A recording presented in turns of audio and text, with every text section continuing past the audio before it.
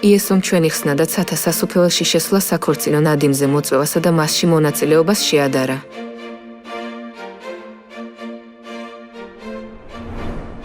რატომ შეადარა მან ეს საქორწინო ნადიმს? და მიუგო იესომ ისევ იგავით და უთხრა მათ. ცათა სასუფეველი ჰგავს მეფე კაცს, რომელმაც თავის ძეს ქორწილი გადაუხადა. ამიტომ გადით გზა ჯვარედინებზე და ყველა, ვინც შემოგხვდეთ, მოიწვიეთ ქორწილში.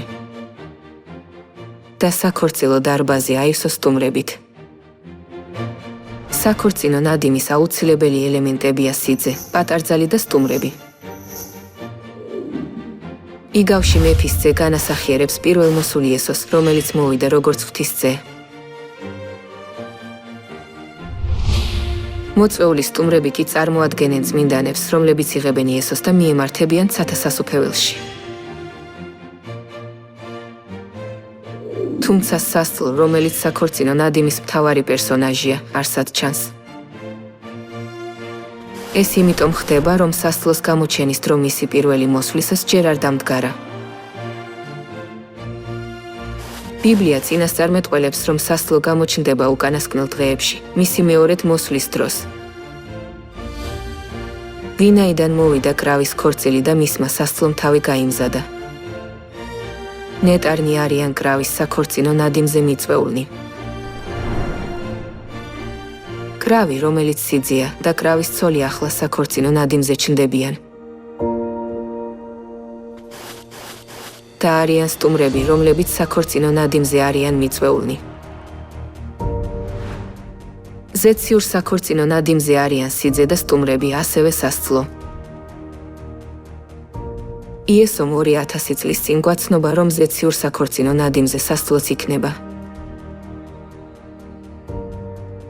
და მან ჩვენი ხსნა და ცათა სასუფეველში შესვლა ზეციურ საქორწინო ნადიმში მონაწილეობას შეადარა. მაშ, ვინ არის კრავი, სიძე, გამოცხადების 19 თავის წინასწარმეტყველებაში? კრავი იესოა. თუმცა კრავი, რომელიც სასწლოსთან ერთად ჩნდება, წარმოადგენს მეორედ მოსულ იესოს, რომელიც უკანასკნელ დღეებში გამოჩნდება. და მოწვეული სტუმრები არიან წმინდანები, რომლებიც მიიღებენ მარადიული სიცოცხლის კურთხევას. მაშ, ვინ არის სასწლო, კრავის ცოლი, რომელიც გამოჩნდება მის მეორედ მოსვლისას?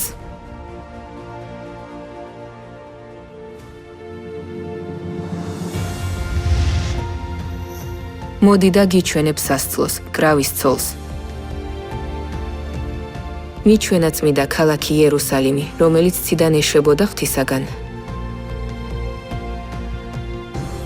ზეციური იერუსალიმი სიმბოლურად გამოხატავს სასწლოს, კრავის ცოლს. ვის განასახიერებს ზეციური იერუსალიმი ბიბლიაში?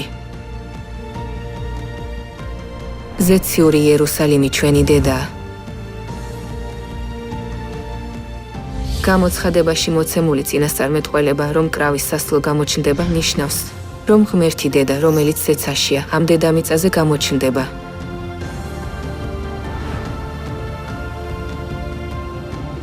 სხვა სიტყვებით რომ ვთქვათ, უკანასკნელ დღეებში, მეორედ მოსული იესო, ღმერთი მამა და ღმერთი დედა გამოჩნდებიან და წმინდანებს ზეციურ საქორწინო ნადიმზე მოიწვევენ. ამიტომ, უკანასკნელ დღეებში ჩვენ უნდა მივიღოთ არა მხოლოდ ღმერთი მამა, არამედ ღმერთი დედაც.